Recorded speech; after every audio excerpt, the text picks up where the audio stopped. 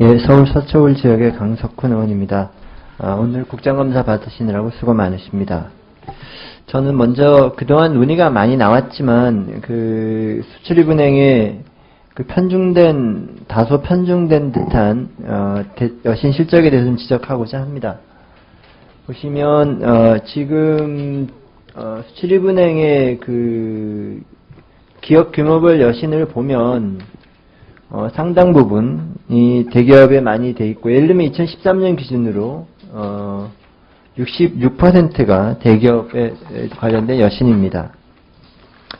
그리고 또 이제 나머지 중에서 보면 히든 챔피언이 또 있는데요. 한국회 히든 챔피언을 보면 금융지원액이 2013년 현재 300개 규모의 1인당 한 261억 원, 1기업당 해서 2013년만 해도 히든 챔피언에 7조 8천억 원이 지원되고 있습니다. 이걸 보면 히든 챔피언 기업 수가 기업 수로 보면 그동안 이렇게 폭발적으로 증가를 했고, 금액으로 보면도 금액으로 봐도 1조에서 7조로 급증을 했습니다. 그래서 중소 중견기업 대비를 해봐도 이 금액이 1.6%에서 30%까지 좀 급증을 했어요. 그래서 히든 챔피언이, 자료를 조금만 더 보여드리면, 히든 챔피언이 현재 실제 인증된 기업은 약 2013년의 경우 15개, 누적 지원액이 9,200억 원, 평균 지원액이 614억 이렇게 됩니다. 근데 이런 회사들 보면 대략 며칠액이 평균 6,930억이니까 이게 과연 그러니까 우리 정책금융기관이 꼭 지원해야 되는 그런 기업들이냐에 대해서 다소 좀 의문이 가고요. 그런 반면에 실질적으로 정책금융기관이 지원해야 된다고 저희가 생각하고 있는 기술신용제도, 예를 들면 기술에 근거해서 이렇게 신용을 해주는, 이렇게 여신을 해주는 이런 것들은 매우 미미합니다. 그래서 여기에다가 수출 초보 기업도 합쳐도 다소 매우 미미한 수준에 아직 머물고 있습니다. 자, 수출입은행의 전반적인 포트폴리오가 너무 대기업에 몰려있고, 또 중소기업 중에서도 히든 챔피언이라는 매우 안정적인 기업에 좀 모여있는 부분에 대해서는 사업 전반적으로 포트폴리오 재편이 좀 필요할 것으로 보이는데, 행장님 의견은 어떠십니까? 그렇게 하려고 지금 노력을 기울이고 있는데요. 저희가 이제 하고 있는 업무, 저희가 하려고 해야지만 되는 부분이 해외 수출 파트거든요. 그래서 이게 아주 지금 저희가 바람직하다고 생각하고 있는 중소기업, 이런 부분하고 지금 연결하는 게 상당히 쉽지가 않습니다. 그럼에도 불구하고 그 부분에 대한 개발을 갖다가 끊임없이 기울이고 있습니다. 그 부분을 계속 하도록 노력을 하겠습니다. 그래서 지금 이제 위원님께서 말씀하신 데에서 이제 수출 초보, 이 중소기업 쪽은 지금 저기는 조 단위로 이렇게 가고 있습니다만 올해 한 1,200억 정도밖에 안 되고요. 내년엔 그래도 한 1,500억 정도로 늘리려고 지금 부단한 노력을 기울이고 있고요.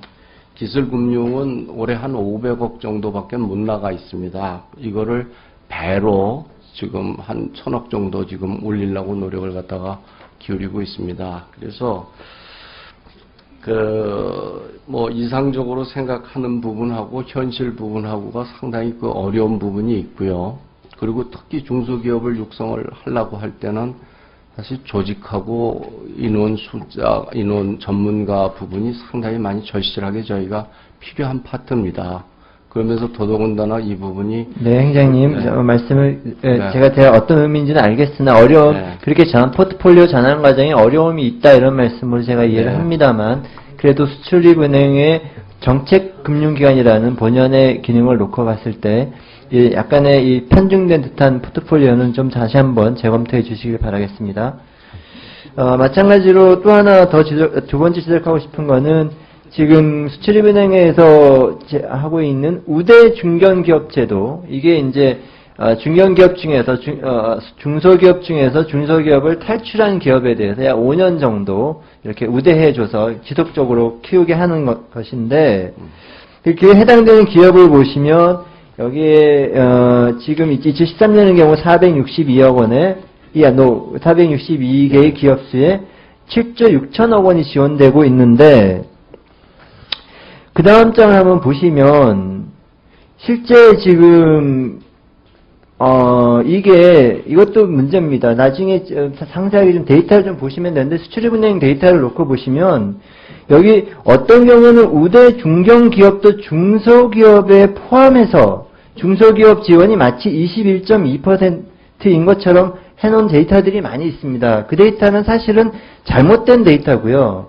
이 중에서 우대 중견기업은 빼고 실제 중소기업이 13.7 요걸로 보는 게 맞습니다. 저희가 그 수출입은행 자료를 직접 챙겨보니까 예를 들어서 제 경제장관 대책회의에서 발표한 자료를 봐도 이게 굉장히 그 실제 중소기업보다 우대 중견기업까지 포함해서 중소기업에 많이 대출한 것처럼 보이게 하신 데이터들이 있어서 그런 건 좀 수정을 해 주시길 바라고, 그것보다 이제 본래로 들어가면 일반 중소기업은 1.48 정도의 금리를 받는데 그러니까 그 탈출한 기업은 금리를 또 깎아주고 또 괜찮은 기업은 금리를 더 깎아줘서 실질적으로 뭐 구태여 치면 여기 중소기업은 기초생활보장제도에 해당되는 기업이고 우대 중견이라고 하면 뭐 차상위 계층 정도인데 실질적으로 지원은 중소기업보다 우대 중견이 더 많다는 거예요. 제가 지적하고 싶은 거는. 그 다음 장을 보시면 중소기업 지원액이 말입니다. 중소기업보다 우대 중견기업에 훨씬 더 많아요. 그 다음도 하나 더 보셔도 이 해준 걸 보면 금리 우대가 점점 이렇게 중소기업으로 있을 때보다 우대 중견기업이든 금리 우대가 더 많이 해줍니다. 그래서 실질적으로 수출입은행에서 1분만 더 쓰겠습니다. 그러니까 실질적으로 어려운 중소기업보다 그걸 탈출한 기업에 대해서 더 많은 우대를 해주는 것은 그게 어떤 그 정책기관의 그 기능을 놓고 봤을 때 적절한가에 대해서 저는 고민이 많이 되는데, 회장님 어떻게 답변하시겠어요? 그거는 이제 중소기업이 조금 더 우수한 기업으로 또 우량한 기업으로 발전하는 것에 대한 장려를 지금 하고 있는 그런 부분인데요. 네. 뭐 그 부분을 위원님께서 다시 한번 검토를 해보라고 하면 검토하겠습니다.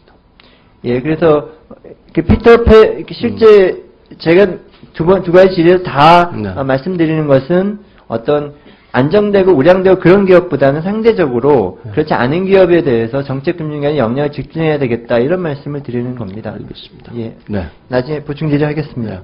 네. 네, 수고하셨습니다. 다음은 김현미 의원님 질의해 주시기 바랍니다. 네.